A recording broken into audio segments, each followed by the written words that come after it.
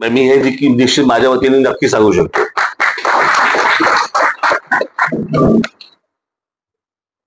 पण अन्यथा आम्हाला काही या साहित्य संमेलन आणि या सगळ्या गोष्टींमध्ये ऐकायला बोलवावं, बोलायला बोलवू नये.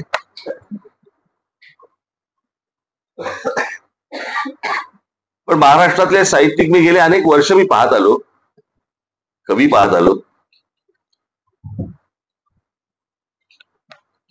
तो मराठी बाणा ज्याला म्हणतो ना आपण, तो मराठी बाणा प्रत्येकाच्या अंगात मनात रुजलेला असायचा.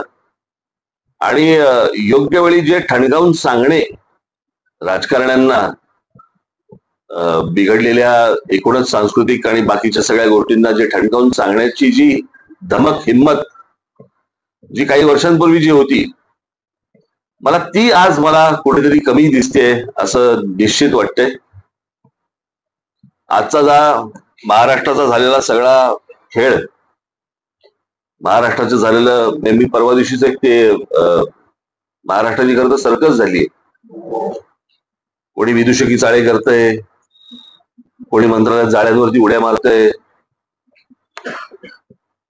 खरं तर कित्येक लोक महाराष्ट्रामध्ये राजकारणामध्ये असे आहेत की त्यांना जाळ्यांशिवायच्या इमारतीवरनं उड्या मारायला लावले पाहिजे.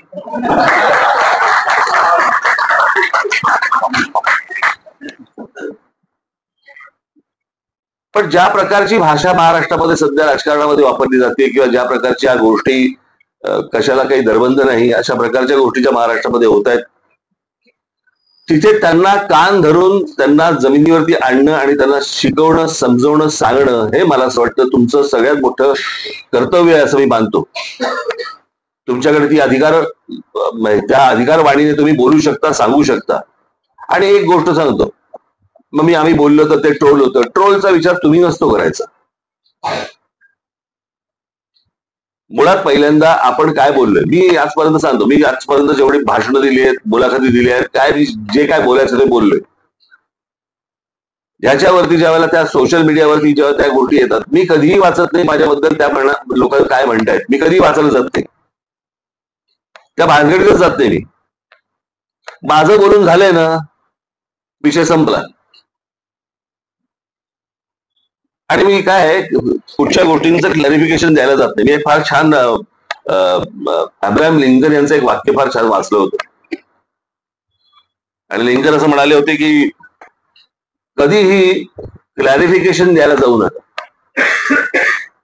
कारण जे लोक तुमच्यावरती प्रेम करतात ते क्लॅरिफिकेशन मागत नाहीत, आणि जे तुम्हाला हेट करतात, जे तुम्हाला दुश्वास करतात ते क्लॅरिफिकेशन ऐकत नाहीत.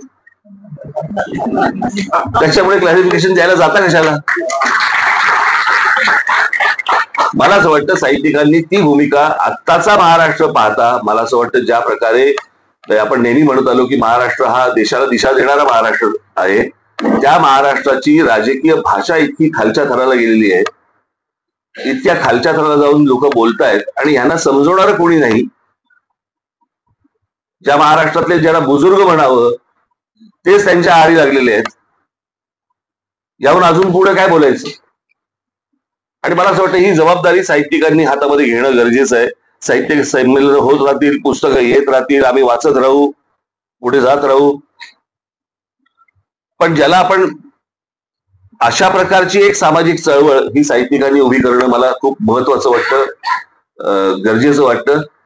की या सगळ्या ह्याच्यामध्ये काय झालंय आता, की ज्या प्रकारची भाषा राजकारणामध्ये येत चाललेली आहे, भविष्यातली जी लहान लहान मुलं जी आहेत ज्यांना राजकारणामध्ये यायची इच्छा आहे त्यांना वाटते हे राजकारण,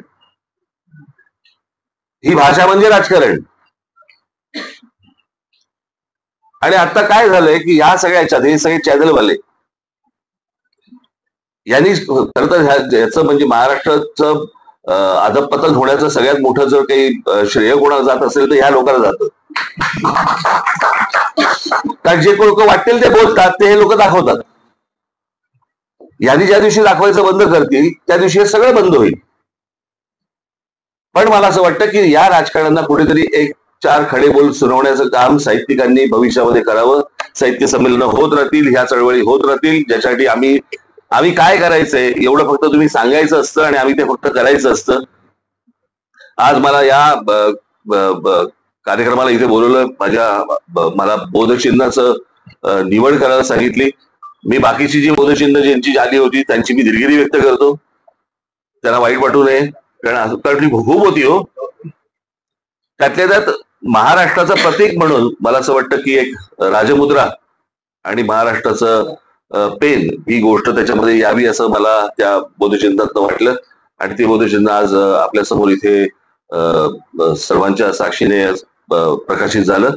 मी संजय नहार यांना खास करून मी त्यांना धन्यवाद देईन. त्यांचं माझ्या वडिलांवरती प्रचंड प्रेम आणि बहुधा त्याच्यामुळे माझ्यावर असेल.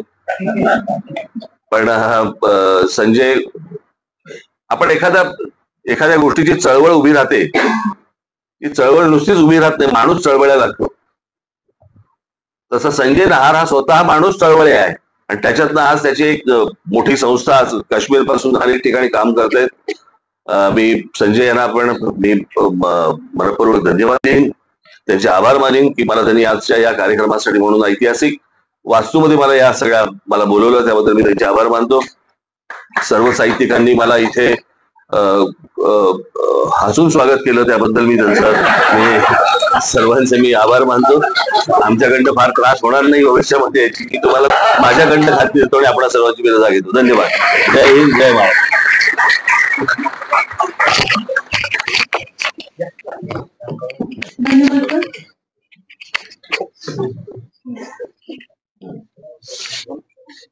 अगदी सोप्या ओरडत्या शैलीमध्ये भाषण केलेलं आहे.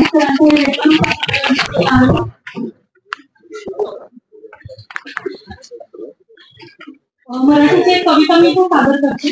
काय आहे मराठी, कोणातरी विचारा काय आहे मराठी.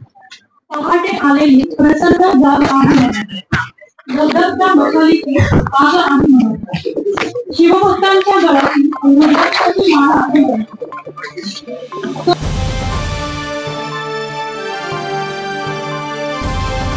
समाजकारण, प्रशासन आणि राजकारणातल्या अचूक विश्लेषणासाठी बखर लाईव्हच्या सोशल मीडिया प्लॅटफॉर्म्सना लाईक, फॉलो आणि सबस्क्राईब करा.